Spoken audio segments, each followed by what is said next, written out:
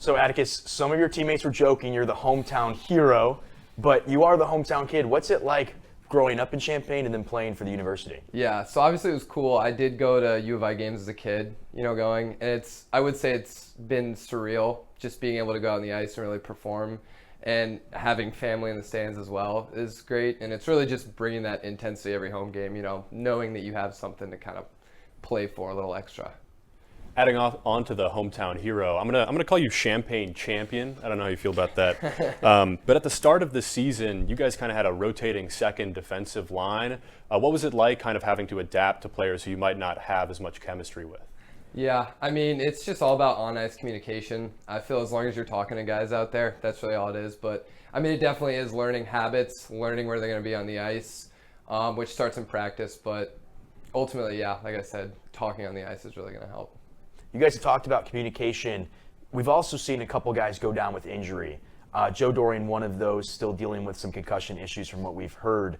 How hard is it to make those adjustments to bring the next guy in? Yeah, so Dorsey is a guy that you can't really fill his spot on the ice, and you really cannot fill it off the ice. We've kind of been using it as something to really play for. Before games, we're saying, do this for Doors, play for Doors how you would in a way. And that's really what it is he's a hole in the team that really can't be filled right now. So after a tough Jamestown team, how do you guys kind of bounce back on defense? Really it's cleaning up the D zone, and I think ultimately it's bringing the intensity and the physicality. And it all starts net front. I think most of their goals were scored within 3 to 4 feet of the net. So really bearing down on that and knowing the job that we have to do. Now, we know you guys are wearing special jerseys this weekend. You want to talk about that for a little bit? Yeah, so that will be cool.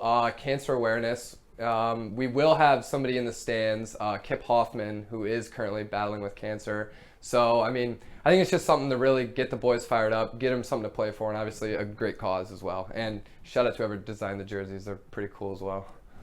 All right, a great cause. I know those jerseys are going to be auctioned off after the game, so if anybody's interested in that, be sure to check out your guys' website. And thanks for coming on the show, and best of luck. Yeah, thank you to you too.